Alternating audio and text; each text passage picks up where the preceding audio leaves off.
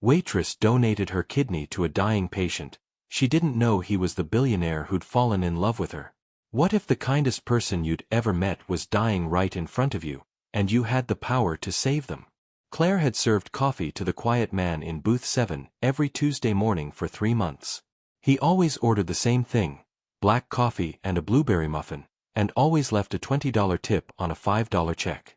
She noticed how his hands shook slightly when he reached for his cup, how his breathing seemed labored, how his kind eyes held a sadness she couldn't quite place. She never imagined that David, this gentle soul who asked about her day and listened like her words truly mattered, was fighting for his life. She certainly never dreamed that her impulsive decision to get tested as a kidney donor would change both their lives forever. Sometimes the most extraordinary love stories begin with the simplest act of human kindness, in the most ordinary places.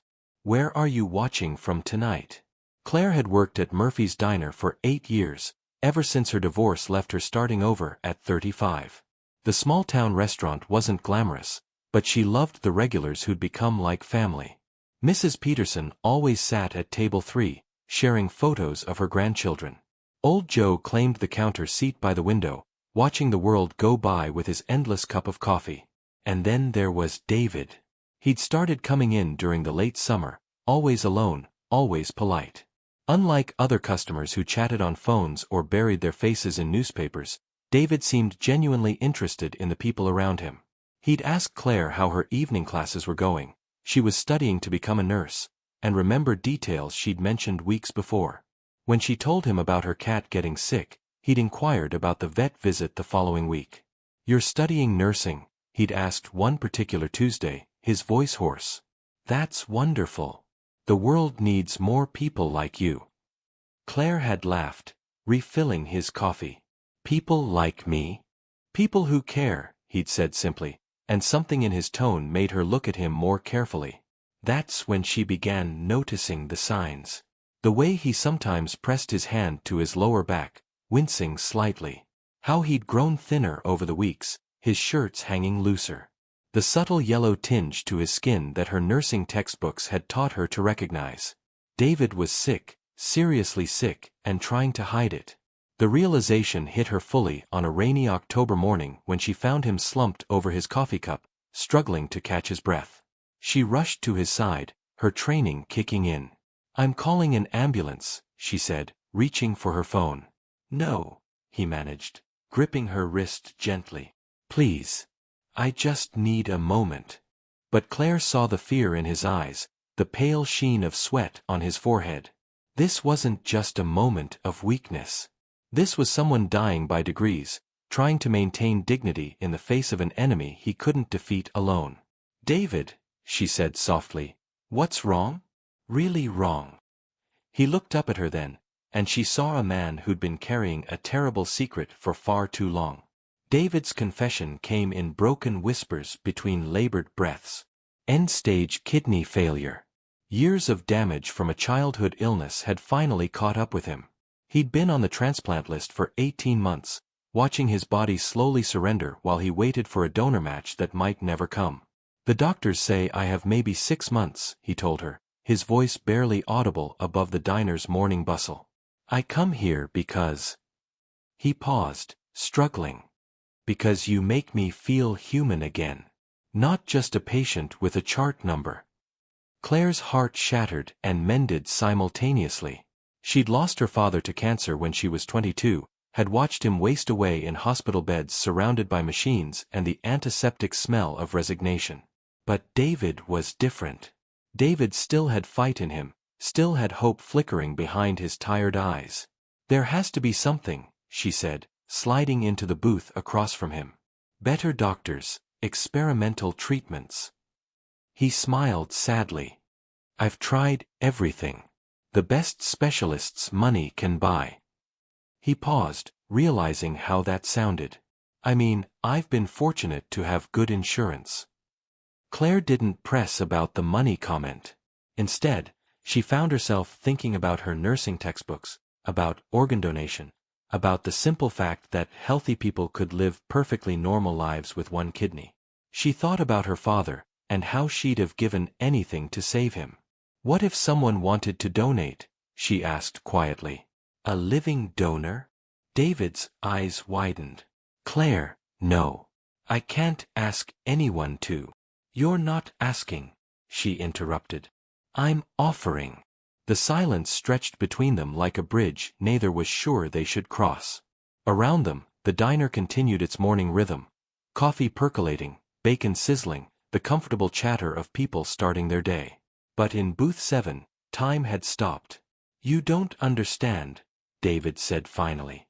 The risks, the surgery, the recovery time. You'd be giving up months of your life for someone you barely know. But Claire was already thinking about the blood work, the compatibility testing, the consultations with transplant coordinators. She was thinking about her father's last words. Take care of people, sweetheart. That's what matters. If this moment touched your heart, please give the video a thumbs up. David reached across the table, his trembling hand covering hers. Why would you do this for a stranger? Claire smiled through tears she didn't realize had started falling. Because you're not a stranger anymore. The question was whether she'd be a match, and whether David would let her try. The testing process took 3 weeks that felt like 3 years. Claire underwent blood work, psychological evaluations, and medical examinations that left her feeling like she'd been turned inside out and examined under a microscope. David tried to convince her to change her mind at least a dozen times, but she'd made peace with her decision the moment she'd offered. What she hadn't prepared for was the growing connection between them during those weeks of waiting. David insisted on driving her to appointments when he was feeling strong enough, claiming it was the least he could do. They'd sit in waiting rooms together, sharing stories about their childhoods, their dreams, their fears. Claire learned that David had built his wealth through a chain of healthcare clinics in underserved communities, that he'd never married because he'd been too focused on work, and that he'd been secretly funding college scholarships for single mothers like herself. You're not just successful, she told him one afternoon as they waited for her final test results. You're good. Really, genuinely good. He'd looked uncomfortable with the praise. I've made mistakes. Hurt people without meaning to. Sometimes I think this illness is. Don't, Claire said firmly. Don't you dare think you deserve this. The call came on a Wednesday. Claire was working the breakfast shift when Dr. Martinez phoned with news that made her knees buckle. She was a perfect match. Not just compatible, perfect. The kind of match that happens once in 1,000 cases. But there was a complication. David had been admitted to the hospital the night before. His kidney function had dropped precipitously. They had maybe 2 weeks before his condition became critical. Claire found him in room 314, surrounded by machines that beeped and hummed like electronic prayers. He looked smaller in the hospital bed, frilier, but his eyes lit up when he saw her. I heard the good news, he whispered. Then why do you look so worried? She asked, settling into the chair beside his bed. Because I'm falling in love with you, he said simply. And I can't tell if it's gratitude or something real. And I can't bear the thought of you saving my life, only to discover I'm not worth saving. The honesty of it took her breath away. Claire had dated men who couldn't commit to weekend plans, and here was David, facing death, worried about her heart. Have you ever faced something like this?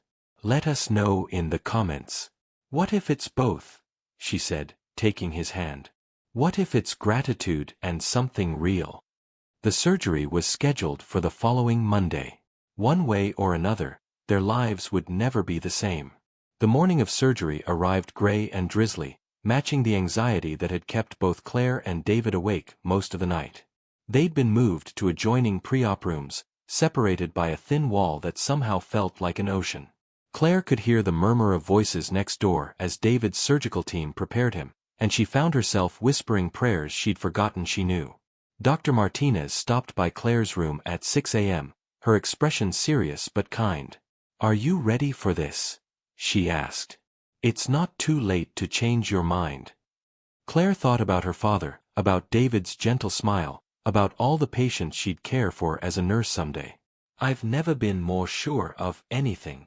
The surgery itself was a blur of anesthesia and dreamless sleep.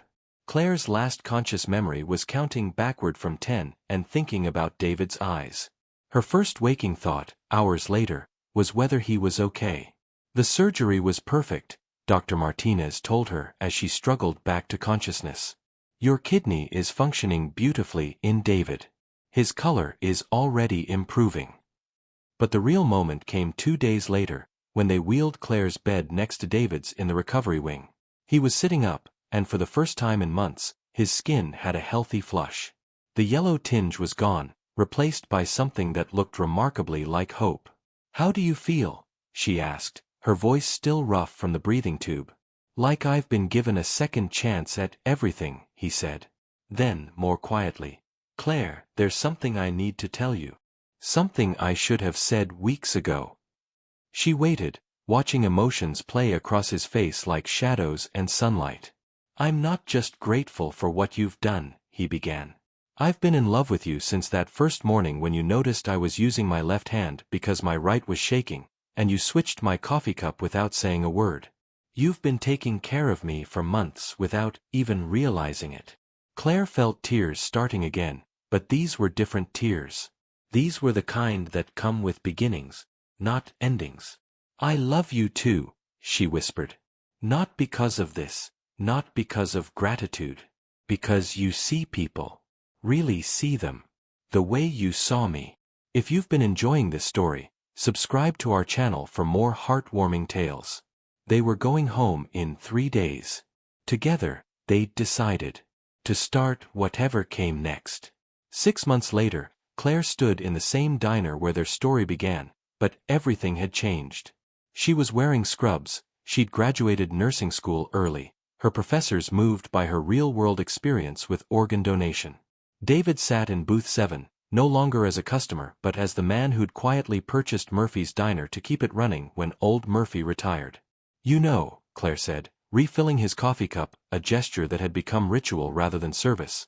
"People are going to start talking about the boss showing favoritism to certain employees."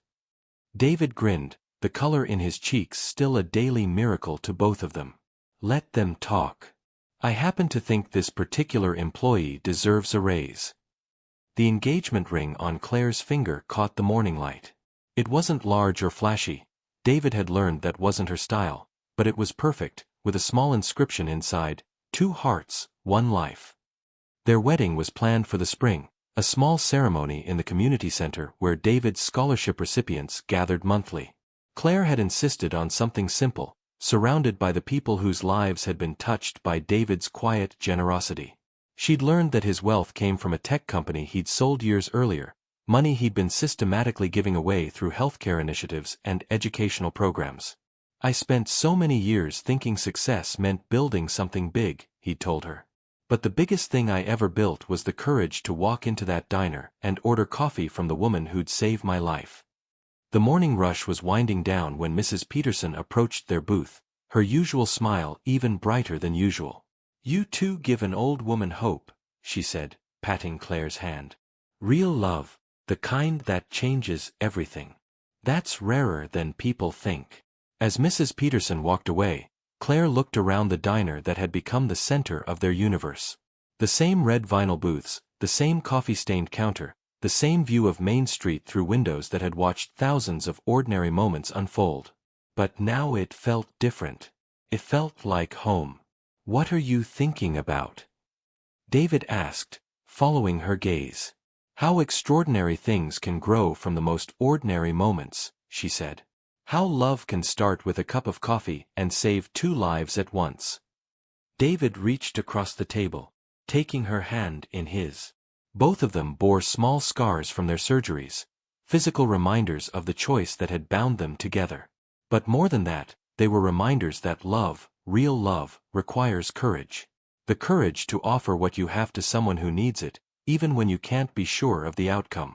If you enjoyed this story, please remember to like, leave a comment with your thoughts, and subscribe for more heartwarming tales. Thank you for joining us on this journey of love, sacrifice, and second chances. Until next time, remember that sometimes the most beautiful stories begin with the simplest act of kindness.